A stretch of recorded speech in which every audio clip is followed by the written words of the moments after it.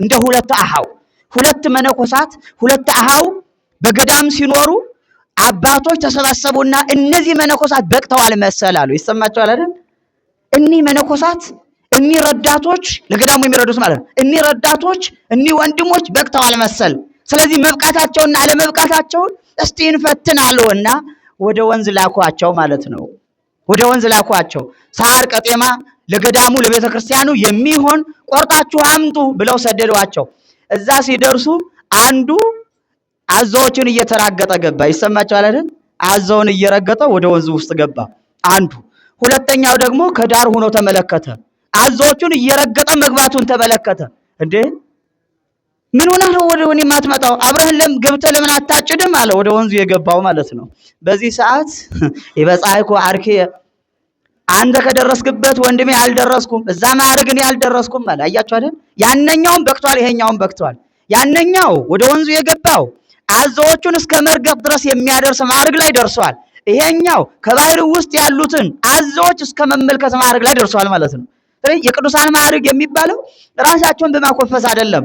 እኔ እንዲህ ብያለሁ፣ እንዲህ ሰርቻለሁ፣ እዚህ ደርሻለሁ፣ ይሄ ነው ማዕረግ በማለት አይደለም። ራሳቸውን ዝቅ አድርገው በትህትና ነው። እኛ ስለጸለይን ልንኮራ እንችላለን፣ ስለሰገድን ልንኮራ እንችላለን፣ እግዚአብሔርን በአግባቡ ስላመለክን ልንኮራ እንችላለን። ግን ኩራት በራሱ ማንን ያስቀራል? ቅድስናን ያርቃል። ኩራት በራሱ ትዕቢት ነው። ትዕቢት በራሱ ደግሞ ከእግዚአብሔር ይለየናል ማለት ነው። በጸሎታችን አንመካም። ይሰማችኋል አይደል? እንዴት አረፈዳችሁ? በጸሎታችን አንመካም፣ በስግደታችንም አንመካም፣ በእውቀታችንም አንመካም፣ በጾማችንም አንመካም፣ በአምልኮታችንም አንመካም። እኛ እግዚአብሔር ይረዳናል፣ እግዚአብሔር ያግዘናል ብለን ግን እንመካለን። እግዚአብሔር መመኪያችን ነው። የኛ የሆነው ነገር አጠገባችን ላይ ያለው እኛ የምናደርጋቸው እኛ የምንሰራቸው ግን ለኛ ትምክህት መሰረት ለሆነው ለእግዚአብሔር ናቸው እንጂ የኛ አይደሉም። ይሰማችኋል አይደለ? ጸሎታችንን መሰረት አድርጎ የሚረዳን ማን ነው? እግዚአብሔር ነው። ስግደታችንን መሰረት አድርጎ የሚረዳን ማን ነው? እግዚአብሔር ነው። ስለዚህ አምላካችን እግዚአብሔር በእንደዚህ አይነት ህይወት ውስጥ ለሚኖሩት ሰዎች ቅድስናን ይሰጣቸዋል። ብሩካን ናችሁ ኑ አብየ ወደ አባቴ ኑ ብሎ ይጠራቸዋል። ክፉ ስራ የሰሩትን ትእዛዙን የማይፈጽሙትን ህጉን የማይጠብቁትን ደግሞ ሁሉ እምኔ ብሎ ያባረራል ማለት ነው። ከመባረር እግዚአብሔር አምላክ ያድነን። በቸርነቱ ነው እኛን የሚያድነን፣ የሚያገናኘን እሱ ነው። ጸጋው ብዙ ነው። ከኛ የሚጠበቀው መቅረብ ነው። ከኛ የሚጠበቀው ማንኳኳት ነው። ከኛ የሚጠበቀው መለመን ነው። የጸጋው ባለቤት ራሱ እግዚአብሔር ስለሆነ ማለት ነው። እኛ እንጀምራለን፣ እሱ ይፈጽምልናል። እኛ እንጸልያለን፣ እሱ ይሰጠናል።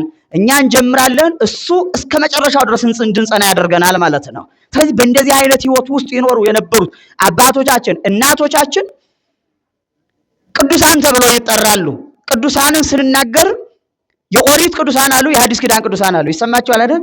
ይለያያሉ። የብሉይ ኪዳን በኦሪት የነበሩት እንዲሁም ደግሞ ብሉይ ኪዳን ከመሰረቱ አስቀድመው በዘመነ አበው የነበሩት ቅዱሳን እና በአዲስ ኪዳን ያሉት ቅዱሳን የተለያየ ቦታ አላቸው፣ የተለያየ ኑሮ አላቸው፣ የተለያየ አምልኮ ስርዓትም ነበራቸው። በኦሪቱ በዘመነ አበው ይኖሩ የነበሩት እግዚአብሔር ሆይ ነአ ረድ ከመንበርህ ከሰማየ ሰማያት ውረድ እባክህ አድነን የሚል ነበር ጸሎታቸው የነበረው። ይሰማችኋል አይደል? ና ውረድ እባክህ አድነን፣ እስከ ማዕዜኑ ታድገን፣ እስከ መቼ ድረስ በዲያብሎስ እጅ ትተወናለህ?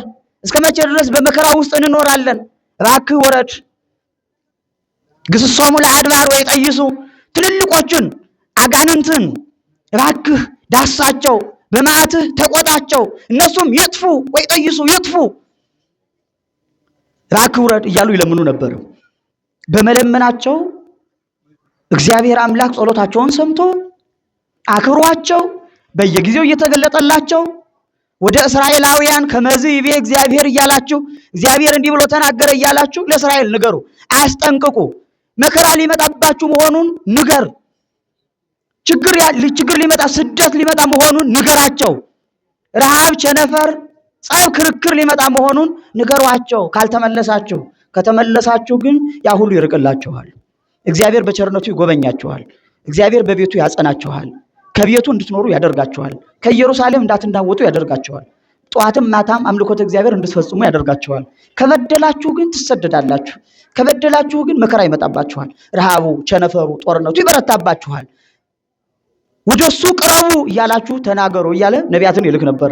ነቢያትም ይናገራሉ።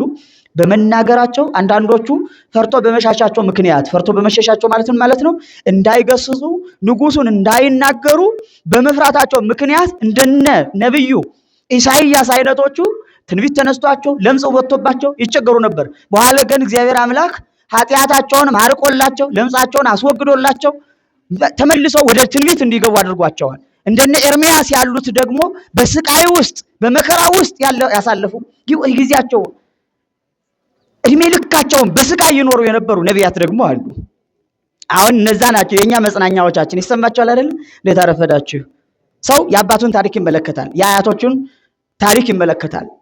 እነሱ ክፉ ሰርቶ ካለፉ እንደነሱ ክፉ ስራ እንዳይሰራ፣ እነሱ በጎ ስራ ሰርቶ ካለፉ እንደነሱ ለመሆን ሲሆን ከነሱ በተሻለ መንገድ ለመስራት ካልሆነ ደግሞ እንደነሱ በጎ ስራ ለመስራት ሰው የትላንቱን ታሪክ የትላንቱን ህይወት ይመለከታል። ትላንት ሰዎች እንዴት አለፉ፣ እንዴት አሳለፉ፣ መከራ ሲመጣባቸው ጭንቅ ሲመጣባቸው እንዴት ጾሙ፣ እንዴት ጸለዩ፣ እንዴት ወደ እግዚአብሔር ቀረቡ፣ ያ የመከራው ጊዜ እንዴት ብሎ ነው ያለፈላቸው፣ በእኛ ጊዜ ያለው መከራስ እንዴት ነው የሚያልፈው፣ በእኛ ጊዜ ያለው ጭንቅስ እንዴት ነው የሚያልፈው ብለው የትላንቱን ታሪክ ሲመለከቱ የዛሬውን ችግር የዛሬውን መከራ የዛሬውን ስቃይ ለማለፍ ያመቻቸዋል ማለት ነው። ስለዚህ ነቢያት አባቶቻችን ናቸው፣ ወላጆቻችን ናቸው። የወለዱን በጽድቅ ነው፣ የወለዱን በቅድስና ነው። ከእግዚአብሔር የተወለዱ ናቸውና እግዚአብሔር ያከበራቸው እግዚአብሔር ያነጻቸው ናቸውና ከእግዚአብሔር በተወለዱባት ልደት እኛ ደግሞ እንወለድባቸዋለን ማለት ነው፣ እንወለድባቸዋለን። ስለዚህ እነዚህ ነቢያት አልቀው በብዛት ሰዎች ናቸው የገደሏቸው። ይሰማቸዋል አይደለም? በብዛት ነቢያቶቹ 90% ነቢያት ሰዎች ናቸው የገደሏቸው፣ ሰዎች ናቸው ያሳደዷቸው፣ ሰዎች ናቸው መከራ ያመጡባቸው። አንዳንዶቹ በእሳት ተጥለው በእሳት ተቀቅለው የሞቱ ናቸው። በኋላ ሐዋርያት ላይም ተደግሟል። አንዳንዶቹ በኩላብ የተሰቀሉ ናቸው። አንዳንዶቹ በመጋዝ የተተረተሩ ናቸው። በስቃይ ውስጥ ነበር ሲያልፉ የነበሩት እና እንደዚህ ብለው በስቃይ ውስጥ ይኖሩ የነበሩት ነቢያት ግን ይገርማቸዋል። ሂደው ዕለተ ዕረፍታቸው ሲደርስ በስተመጨረሻ የሚገቡ የነበሩት ወደ እግዚአብሔር መንግስት ወደ መንግስተ ሰማያት ወደ ገነት ሳይሆን ወደ ሲኦል ነበር። ይሰማቸዋል አይደል? ወደ ሲኦል ነበር ይወርዱ የነበሩት። ለምን ከተባለ የእግዚአብሔር መንግስት አልተከፈተችም፣ ገነት አልተከፈተችም። አዳም ባመጣው በደል ሔዋን ባመጣችው በደል የእግዚአብሔር መንግስት ተዘግታ ትኖር ነበረች። ለስንት ዓመት? ለ5500 ዘመን ያክል ጊዜ ሰው በጥጋብ ከሚኖረው ጊዜ ይልቅ በረሃብ የሚኖርበት በችጋር የሚኖርበት ጊዜ ይበልጣል። አዳምና ሔዋን በጥጋባቸው ጠግበው ማለት ነው ሊበሉ የፈለጉትን በልተው ሊጠጡ የፈለጉትን ጠጥተው እንደ ልባቸው ሆነው እንደ ፍላጎታቸው ሆነው ይኖሩ የነበሩት በገነት ነው። በገነት በጥጋብ የኖሯት ጊዜ 7 ዓመት ከ1 ወር ከ17 ቀን ብቻ ናት። ይሰማችኋል አይደል? እንዴት አረፈዳችሁ? 7 ዓመት ከ1 ወር ከ17 ቀን። አዳም በገነት ስንት ጊዜ ቆየ? እስቲ ንገሩኝ። እንዴት አረፈዳችሁ? ንገሩኝ እስቲ። አዳም በገነት 7 ዓመት ከ1 ወር ከ17 ቀን ብቻ ነው የቆየ። ጠግበው ማለት ነው። መጨረሻ ላይ አለፉ። ጥጋቡ እልፍ አለ። ሂደው አምላክነትን መፈንቅለ አምላክነት ለማድረግ ሙከራ አደረጉ ማለት ነው። ከገነት ተባረሩ፣ ወጡ። በዚህ በምድረ ፋይድ 5500 ዘመን ያክል ጊዜ ኖሩ። ጌታችን ኢየሱስ ክርስቶስ በመከራ ውስጥ በችግር ውስጥ ያሉትን ምእመናን በሲኦል ውስጥ ይኖሩ የነበሩትን ለማዳን ወደ መንግስቱ ለመመለስ ሰው ሆኖ መጣ ማለት ነው። ሰው ሆኖ ሲመጣ ሲኦል ውስጥ ይኖሩ የነበሩትን ነቢያት ሲኦል ውስጥ ይኖሩ የነበሩትን አባቶች ሁላቸውንም ሰብስቦ አውጥቷቸዋል። ሁላቸውንም የበደሉትንም ያልበደሉትንም ለዚህ አበሰ ቀነዮሙ ሞት አዳም እስከ ሙሴ የበደሉትንም ያልበደሉትንም ከአዳም ጀምሮ ሙሴ እስከተሰኘው ዳግማዊው ክርስቶስ ድረስ የነበሩትን ሁላቸውንም ሞት ገዛቸው። የበደሉትንም ያልበደሉትንም ሁሉንም ሲኦል እየተቀበለች ትውጣቸው ነበር። በኋላ ግን ጌታችን ኢየሱስ ክርስቶስ መጣ። ሲኦል ውስጥ የነበሩትን ሁላቸውንም አወጣቸው ማለት ነው። ሁላቸውንም። ይሄ ማለት ግን እንዲያው ኃጥአን እንደሚቃጠሉት አሕዛብ እንደሚቃጠሉት አይነት ቃጠሎ ነበራቸው ማለት አይደለም። ሲኦል ውስጥ ሆኖ ወደ እግዚአብሔር ተጠብቃቸው ነበር። ነሳቲሆሙ ለጻድቃን ውስተ እግዚአብሔር ወኢለከፎሙ እሳተ ገሃነም። በሲኦል በጥልቅ ያለው በጨለማ ውስጥ ያለው እሳቱ አያቃጥላቸውም ነበረ። እግዚአብሔር ሲኦል ውስጥ ሆነ ተጠብቃቸው ነበር። መጽሐፈ ጥበብ ምዕራፍ 3 ሙሉውን አነቡት። ጥሩ አድርጎ ነው የሚገልጠው። ሲኦል ውስጥ የነበሩት ሁለት ወገን እንደሆኑ ኃጥአንና ጻድቃን ማለት ነው። ኃጥአነ ብሊትና ጻድቃነ ብሊት በኦሪቱ የነበሩ ጻድቃንና በኦሪቱ የነበሩት ኃጥአን። በኦሪቱ የነበሩት ኃጥአን በሲኦል ውስጥ ሆነው ከሚያቃጥለው ከእሳቱ ውስጥ ነበር ይኖሩ የነበሩት።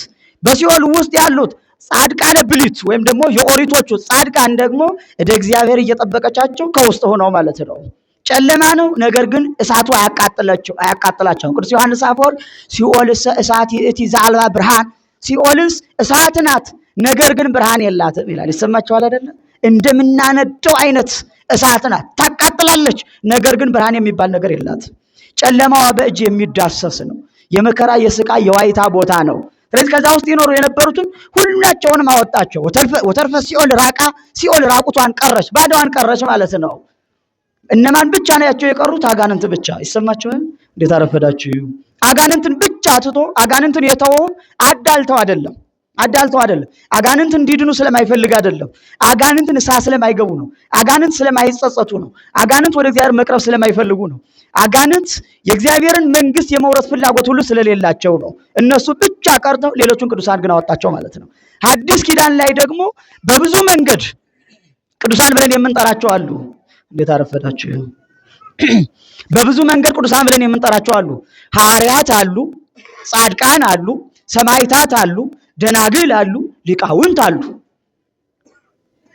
ሐዋርያት የምንላቸው ጌታችን ኢየሱስ ክርስቶስ ከዋለበት እየዋሉ ካደረበት እያደሩ አብረው ትምህርቱን ተምረው ለዓለም ወደ ዓለም ተልከው መከራ የተቀበሉት ሐዋርያት ናቸው። እነ ቅዱስ ጴጥሮስ፣ እነ ቅዱስ ዮሐንስ ወልደ ነጎድጓድ፣ እነ ሐዋርያው ቶማስ ናቸው። እነ በርቶሎሜዎስ፣ እነ በርናባስ ናቸው ቅዱሳን ሐዋርያት ብለን የምንናገራቸው።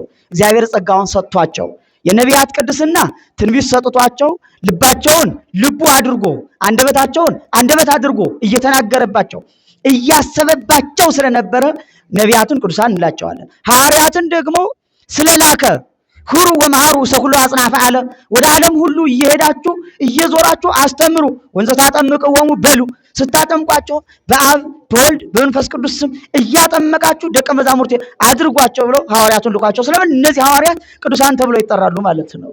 ሐዋርያት ብቻም አይደሉም፣ 70 አርድእትም 36ቱ ቅዱሳት አንስትም በሐዲስ ኪዳን ከመጀመሪያዎቹ ቅዱሳን የምትመደበው እመቤታችን ድንግል ማርያም ናት። ይሰማችኋል አይደል? እመቤታችን ድንግል ማርያም ወላዲተ አምላክ ስለሆነች እሱን የወለደችው ስለሆነች ድንግል ማርያምን ስናከብራትና ሌሎቹን ቅዱሳን ስናከብራቸው በአንድ አይነት መንገድ አይደለም።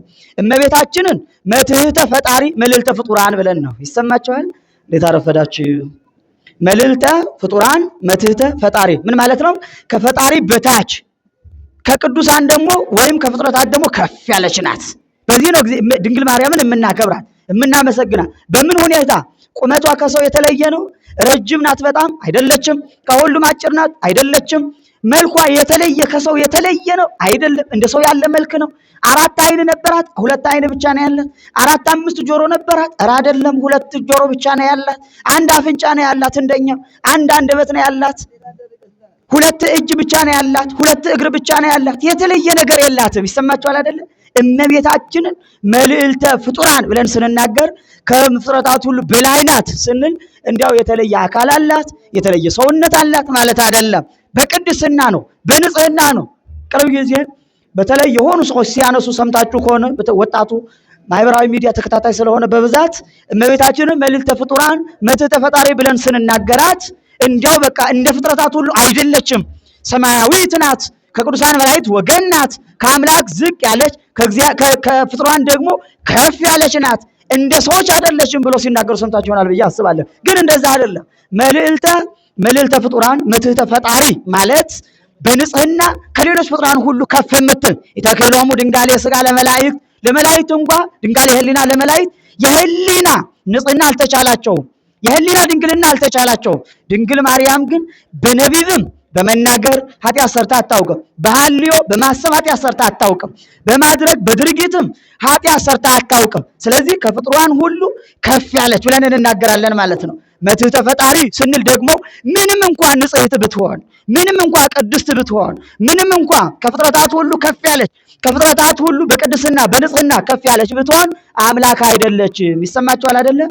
አምላክ አይደለችም። እንዴት አረፈዳችሁ? አምላክ አይደለችም። ስናከብራት እንደ እናትነቷ እናከብራታለን።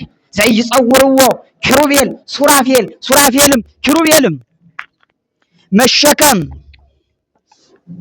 ሱራፌልም ኪሩቤልም መሸከም የማይቻለውን ጌታችን ኢየሱስ ክርስቶስን የተሸከመችው እሷ ናት። ሌላ በአካል የተሸከመ የለም። ሌላ የጸነሰው የለም። ሌላ የወለደው የለም።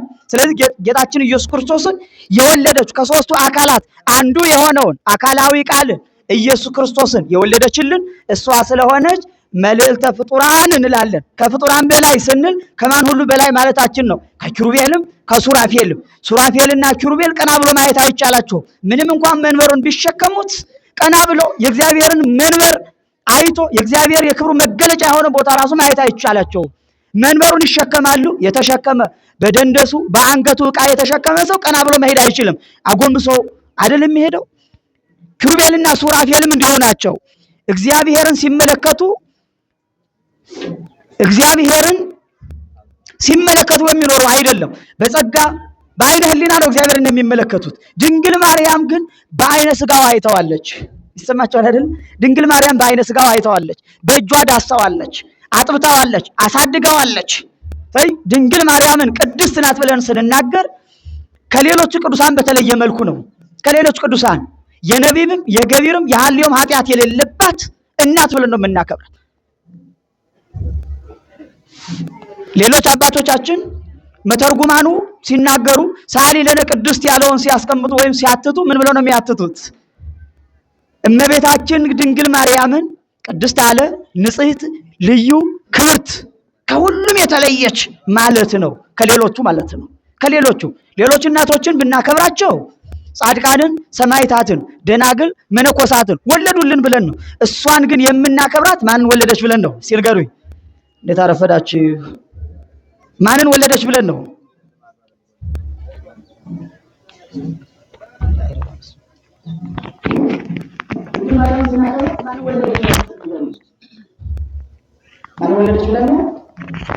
አምላክን ወለደች። አምላክን ወለደች፣ አካላዊ ቃልን ወለደች ብለን ነው። አካላዊ ቃልን ወለደች ስንል ደግሞ አካላዊ ቃልን አስገኘች ማለት አይደለም።